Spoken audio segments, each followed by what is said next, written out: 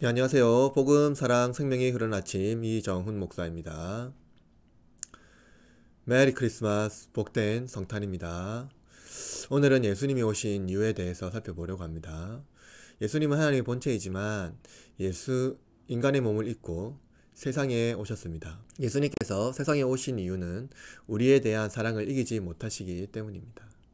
신이 인간을 창조하신 이유에 대하여 고대 신화는 여러 가지 이야기를 하지만 인간을 사랑해서 창조했다고 말하지 않고 특히 신의 형상으로 피조물인 인간을 창조했다고 말하고 있지도 않습니다.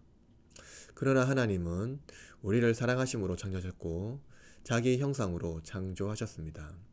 예수님은 바로 자기 형상대로 지으신 우리를 회복하기 위하여 오셨습니다. 그럼에도 예수님은 환영받지 못했습니다. 깊은 성탄 아침, 하나님께서 우리에게 주시는 말씀은 누가복음 2장 1절에서 7절 말씀입니다. 그때 가이사 아구스도가 영을 내려 천하로 다 호적하라 하였으니 이 호적은 구레뉴가 수리아 총독이 되었을 때 처음 한 것이라.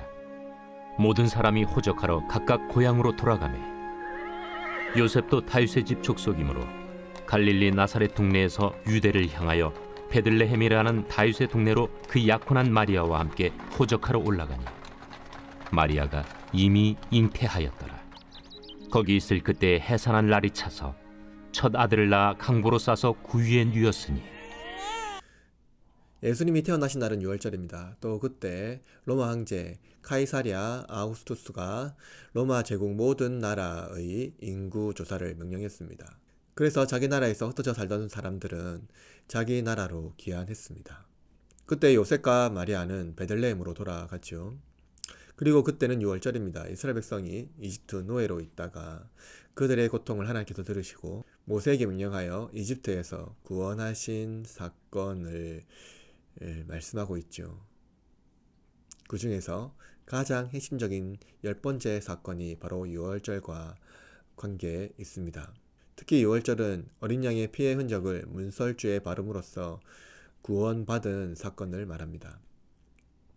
이들은 매년마다 어린 양 제사를 통해 6월절 하나님의 은혜를 기억할 뿐만 아니라 죽을 수밖에 없던 자신을 구원하신 속죄의 제사를 드립니다. 그런 하나님은 선지자들에게 하신 말씀을 성취하기 위하여 자기 본체이신 어린 양을 세상에 보내십니다. 그리고 직접 오셨습니다. 짐승의 피로 드리는 제사가 아니라 진짜 어린 양이 세상에 오신 것이죠. 예수님께서 오심으로 옛 세상과 새 세상으로 나뉩니다. 예수님의 오심으로 옛 방식의 삶이 아니라 새로운 삶의 방식으로 제사를 드리게 됐습니다. 신이 인간의 형상으로 세상에 온다는 것은 고대 사회에서 이해되지 않는 세계관입니다. 로마 신화는 인간의 모습을 형상화하여서 마치 영웅과 같은 신의 모습을 이미지화 시킵니다. 고대 철학 신관에서는 신은 미지의 존재이며 인간 세계를 초월한 초월자입니다. 초월자로서 인간과 관계하지 않고 비조 세계는 이성이 분출되어 만들어졌다고 말합니다. 이성이 분출되었으므로 고대 철학의 신은 이 세상이 불완전함으로 내버려 둡니다. 고대 철학자들이 생각하는 가장 아름다운 세계는 철학적 이성만이 존재하는 그런 세계였습니다.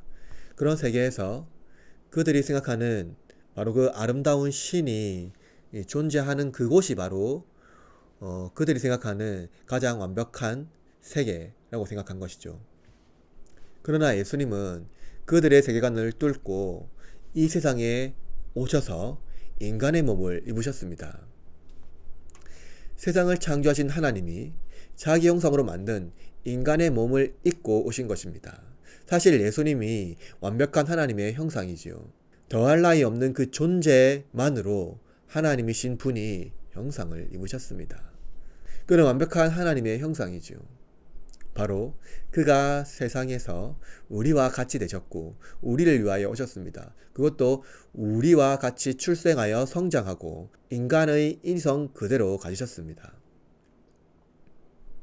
생각과 의지도 인간과 같습니다.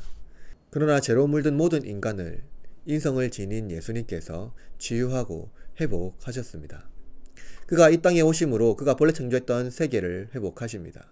사탄에게 빼앗긴 우리를 다시 찾아오셨고 다시 사탄의 시험을 통해 불순종한 우리의 몸으로 우리를 대신하여 순종의 제사를 드렸습니다.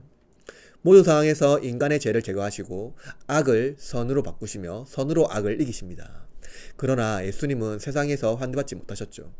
하나님이 오셨는데 알아보지 못하고 그를 환영하지 않습니다. 사탄의 권세가 지배하는 세상에서 하나님의 오심은 사탄에게 좋은 소식이 아니었습니다. 그래서 사탄은 모든 방법으로 하나님을 저항하고 하나님의 뜻을 예수님이 이루지 못하도록 했습니다. 그러나 하나님의 아들은 사탄의 저항 속에서도 하나님의 뜻을 이루셨고 우리에게 환영받지 못했지만 그는 우리를 환영하며 끝내 우리를 포기하지 않으십니다. 여러분 혹시 환대받지 못한 초대에 가본 적 있습니까? 최대한 빨리 그곳을 떠나고 싶을 것입니다. 그러나 예수님은 환대받지 못한 세상에 오셔서 그 큰 사랑으로 환대받지 못한 자들을 오히려 환대하시고 그들을 사랑하기를, 우리를 사랑하기를 포기하지 않으십니다. 예수님의 그 큰 사랑이 예수님에 대한 저항을 이긴 것입니다. 그가 누울 곳이 없어 강보에 쌓여 구유에 누였습니다. 그는 나귀를 타고 예루살렘으로 입성하셨습니다. 예수님께서 능력이 없어서 겸손히 구유에 누우셨고 낙이 타셨을까요? 예수님의 겸손은 하나님께서 하늘에서 굽으셔서 인간을 바라보시는 낮아지심에 대한 표현입니다. 그는 힘과 능력, 돈, 재능, 외모로 세상을 통치하지 않으시고 세상이 능히하지 못하는 방식인 낮아짐의 방식으로 세상을 통치하십니다. 환영받지 못한 곳에서 그는 오히려 그들을 환영하시고 그들의 마음을 바꾸어 새 방식으로 초대하여 새 사람이 되게 하신 것입니다. 우리는 세상에서 자기 이름을 떨치기를 좋아합니다. 바로 이것이 겸손을 어렵게 만드는 요인입니다. 그러나 여러분, 성탄은 우리를 위하여 오신 하나님의 큰 사건입니다. 이 성탄의 큰 의미를 받아 누리는 자들은 예수님이 우리를 위하여 왔듯이 우리도 타인을 위하여 겸손한 삶을 살아가는 것이 성탄을 누리는 참된 의미 아닐까요?